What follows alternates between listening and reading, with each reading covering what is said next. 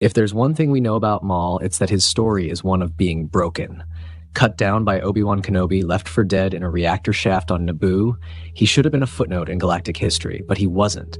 He survived, fueled by a pure, focused hatred for the Jedi who took everything from him. And so, to survive, he rebuilt himself. But here's the thing that most people don't really stop to ask. Why were his terrifying robotic legs, especially his later models, seemingly designed to cause him constant pain? You know, this wasn't some design flaw. It wasn't just an unlucky side effect. You could argue it was the entire point. His body became a prison, and that pain was the engine powering the monster. The simple answer, or at least the theory we're going to explore, is that Maul's cybernetics were never just replacements. They were instruments of torment, and this constant suffering was a feature, not a bug. Because for a being like Maul, and for the Sith in general, pain isn't a weakness. It's a weapon. It's the furnace that fuels their rage, sharpens their hatred, and deepens their connection to the dark side of the Force. And so to really understand Maul, you have to understand his pain. And to understand his pain, you have to look at the very legs that carried him on his path of vengeance. Maul's fall was literal. After that grueling duel, Obi-Wan's blade severed him at the waist, and he tumbled into the abyss. But the dark side offers some, unnatural pathways. His burning hatred for Kenobi became a lifeline that just refused to let him die. He was eventually dumped on the desolate junkyard world of Lotho Minor, a planet-wide tomb of galactic refuse. And here, in the darkness and filth, his sanity just shatters. For over a decade, what you have is a feral creature. His mind, consumed by nothing but the memory of his defeat, fixated on one thing: rebuilding. Using the Force and his own twisted ingenuity, he fused his torso to this horrifying spider-like apparatus built from junk and scrap metal. These weren't really legs, so much as a monstrous cage of his own making, a perfect physical manifestation of his state of mind. Broken, animalistic, and utterly insane. He's no longer a Sith Lord. He's a rabid beast, skittering through the shadows. This was not a calculated design for combat. It was a desperate, mad creation, born from pure survival instinct. Maul probably would have wasted away in his madness forever, if not for the arrival of his brother, Savage Opress. Guided by their mother, the powerful Night Sister witch Mother Talzin, Savage found the wretched creature on Lotho Minor and brought him back to their homeworld of Dathomir. And it's here that Maul was truly reborn. Not just in mind, but in a new body engineered for suffering. Mother Talzin performed this dark and powerful ritual. Using Night Sister magics, she purged the madness from Maul's mind, restoring his sense of self.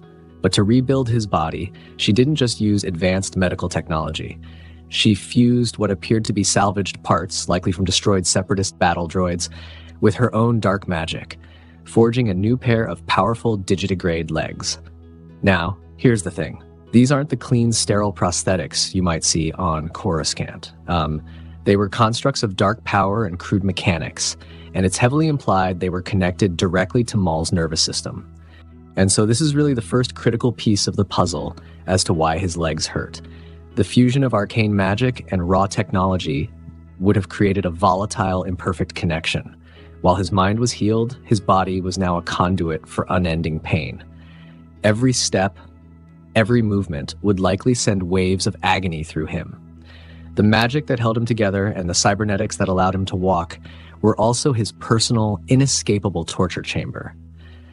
Mother Talzin didn't just give him legs. She gave him a permanent physical reminder of his fall and a constant source of agony to fuel his rage. Now, this constant agony wasn't just an unforeseen consequence. You could argue it was fundamental to his new existence. In Sith philosophy, emotions like fear, anger, and hatred are not weaknesses. They are sources of immense power.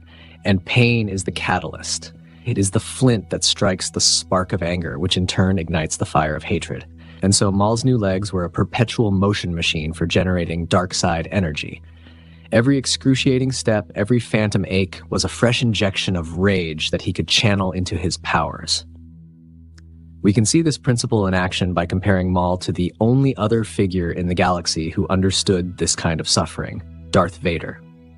It's often theorized that Palpatine designed Vader's suit to be a prison. It was deliberately crude, heavy, and painful, designed to limit Anakin's potential and keep him dependent. His pain was a method of control. For Maul, it seems to be the opposite. His various cybernetic legs were upgrades. The ones from Talzin and later the more humanoid models he acquired made him faster, more agile, and more lethal than ever. His pain wasn't a leash, it was an accelerant. While Vader was a chained beast hobbled by his master, Maul was an untamed force of nature, sharpened to a razor's edge by his suffering. Beyond the dark philosophy, there's a practical in-universe explanation. High-end cybernetics in Star Wars often have a direct connection to the user's nervous system. We see this with Luke Skywalker, who can feel sensation in his prosthetic hand. This neural feedback is essential for balance, proprioception, and fine motor control, all things a master duelist like Maul would require to fight at his peak. Pain is simply part of that sensory feedback. It's the body's way of signaling damage. For a combatant like Maul, knowing when his leg has taken a hit isn't just about suffering. It's critical battlefield data. It lets him know the limits of his hardware and how to shift his weight to prevent further damage, which is far more useful than just reading a damage indicator on a HUD. What makes Maul's journey so compelling is how his legs evolve with him, with each pair serving as a powerful metaphor for his state of being. This is that other side of Star Wars, the mythology and symbolism that George Lucas and Dave Filoni really leaned into. First, you have the crude spider legs of Lotho Minor. They are a literal representation of his descent into madness, a chaotic, monstrous form for a broken, feral mind. They are cobbled together from trash, just as his psyche was a jumble of fractured memories and raw hatred. Next came the sharp, clawed legs forged by Mother Talzin. These digitigrade limbs are more refined, but still animalistic. They symbolize a mind restored, but a spirit still bound by the dark, primal forces of Dathomir's magic. He is lucid, but his foundation is built on recycled parts and pure agony. He is a predator once again, but one animated by sorcery and suffering. Finally, after his clawed legs were damaged, he was outfitted with his most recognizable cybernetics, a pair of sleek humanoid legs. These legs represent his return to the galactic stage, not as a simple assassin, but as a calculating crime lord and a would-be ruler. He looks more whole, more like his former self. But this is just a facade. Beneath the polished metal, the neural connection and the pain remains. These legs symbolize his attempt to rebuild himself into a figure of power and influence, but they stand on a foundation that is permanently fractured. He is forever a being defined by what he has lost, and no upgrade can ever truly make him whole again. Ultimately, Maul's robotic legs are the perfect, tragic symbol of his entire existence. From the moment he was taken by Sidious, he was never his own person. He was a tool, a weapon to be aimed and fired. After Kenobi cut him down, he simply became a different kind of weapon, one aimed by his own all-consuming need for revenge. His body was never meant for comfort or peace. It was a vessel for the dark side, repeatedly broken, rebuilt, and repurposed. The pain was not a side effect of his survival. You could say it was the condition of his survival. It was the constant, burning reminder of his hatred, the very thing that kept him going when all else was lost.